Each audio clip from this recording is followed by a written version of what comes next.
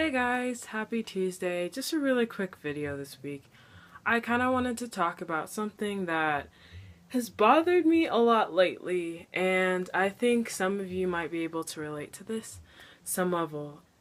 During this year, I've had a lot of challenges concerning school and just all the things I have to get done, and I see some other kids, a lot of them, they come from well-to-do families and they don't have to go through a lot of the hoops that people like me or other people with their own personal struggles have to go through. I mean, I know they go through struggles, but just seeing them on a surface level have so much just going for them. Like, if they paid attention more in school and just worked harder to get those good grades, they could pay their parents definitely could pay them their way through college. And I'd see them and it would hurt me because it seems like a waste. Like, they have everything lined up, all the ducks are in a row, all they have to do is follow after just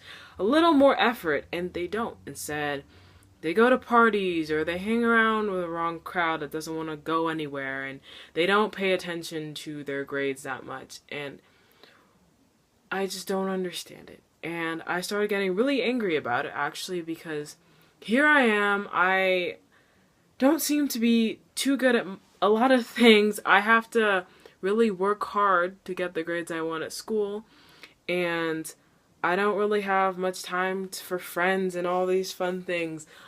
And I'm just like, God, their lives are so easy.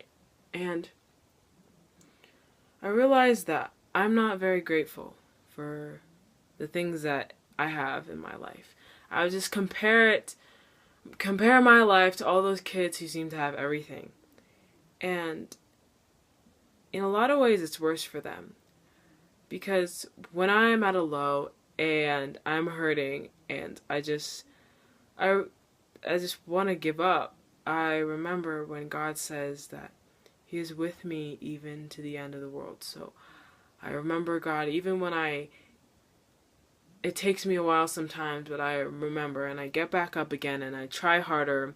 And a lot of these kids, they don't have it. When they get at a low, they don't have a lot of people to talk to. They might turn to drugs or drinking or just bad habits that aren't healthy for them.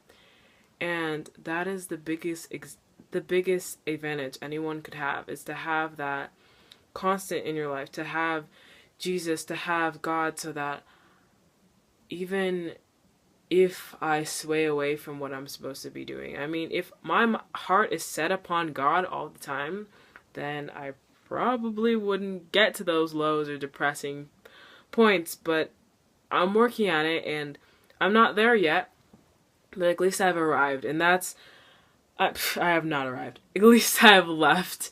And that's the biggest thing I could ever be thankful. Whenever we talk about being thankful, or thank God, we talk about all the things that we have, but what about if you don't have any of those things? What happens when those things are taken away? Are you still grateful? And it's really just about being grateful. My father told me about being grateful for the Word of God. So, you see here, this is my Bible, and because of it, I know that all things work together for my good, even when I embarrass myself during a presentation or don't say the right things. I know that God is with me, and that is all you ever need in life. Even if you still struggle in some areas, if you're willing, God will help you learn to get out of those with this. The thing that we need to be the most grateful for is the Word of God to keep us going. So I hope you guys will go into the rest of the week remembering that you have the Word of God. You have God with you. So even if it's hard at times, even if things aren't going your way and it's really frustrating, trust me, I understand that. God understands even more. And He wants to walk with you through it. But if you don't take His hand, He can't override your will and make you do things you don't want to do, make you work with Him. So that's all from Reborn. I'll see you guys later. Bye.